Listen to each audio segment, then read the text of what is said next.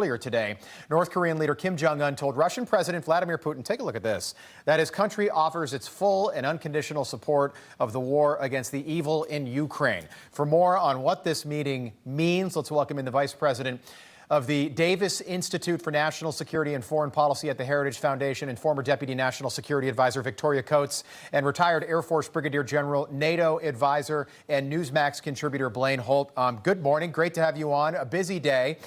Victoria, so Kim Jong-un, he left the Hermit Kingdom, little rocket man, took his train to Russia and met with Vladimir Putin. Apparently, they just had lunch a couple hours ago. What do you make of this meeting and the fact that an arms deal is apparently on the table between the two nations? Yeah, good morning, Rob. Good to be with you again.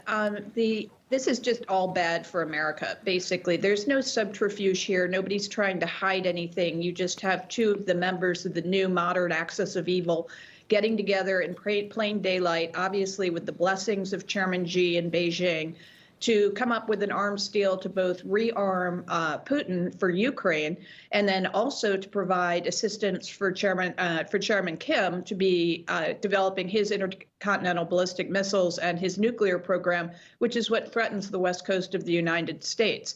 So this is a perfectly expectable and predictable response to the tremendous weakness coming out of Washington right now. You know, Donald Trump opened the doors to North Korea, and it seems like relations had calmed a little bit during the Trump years, General. What's bizarre to me, so here's in exchange for weapons and ammunition, North Korea is expected to get advanced satellite and possibly nuclear-powered submarine technology. My question is, clearly Kim Jong-un is well-fed, okay? But the people in his country are not. He can't even afford to feed the people of North Korea. How does he have weapons that are not from the 1950s to give to Russia to use in Ukraine, General? Right. So where's the money coming from? And that's what should have been asked for decades now. First off, congratulations to you and Jonathan for apprehending that fugitive. Your reporting was very effective. When news breaks, General, we fix it. You do. This is really, really bad stuff. And what I'm worried about is we don't know the half of the deal. What if that deal includes more than the weapons and the technology, if that wasn't horrific enough? What if that deal includes hundreds of thousands of North Korean troops going in one direction or another? It's the alliance that we have to pay attention to. The growth of this defense arrangement between Russia and them, China and them, and Iran and them. And we're watching it play out right before our very eyes. And we're not deterring any of it.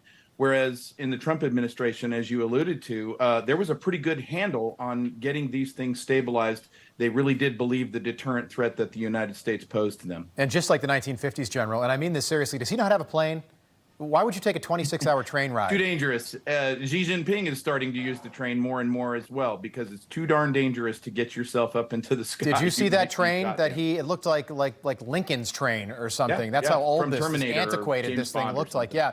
Victoria, quickly on the Iran deal. What do you make of it? Prisoner swap, 5 for 5 sounds okay to me. Not $6 billion that Iran yesterday said they will spend any way they want. Yeah, and in terms of flights, ask Yevgeny Prigozhin how he feels about that. Ooh, good point. Yeah.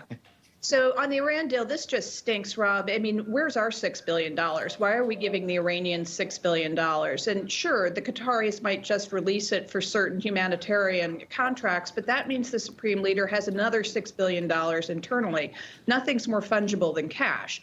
And so if you give them these pallets of cash, what are they going to spend it on? They're going to spend it on their nuclear program, their missile program, their drone exports to Russia to blow up the stuff that we've been giving Ukraine. And oh yeah, they're terrorist proxies in the region that attack our great partner and ally, Israel and Saudi Arabia. This is just outrageous, and it puts a price on Americans' heads of $1.2 billion. It's the biggest ransom in history. Yeah, how about $6 billion for Maui or East Palestine? Far more than 5 Americans will die as a result of that $6 billion. Good point, General. Appreciate you both being with us. General Blaine Holt, Victoria Coates will pick this up.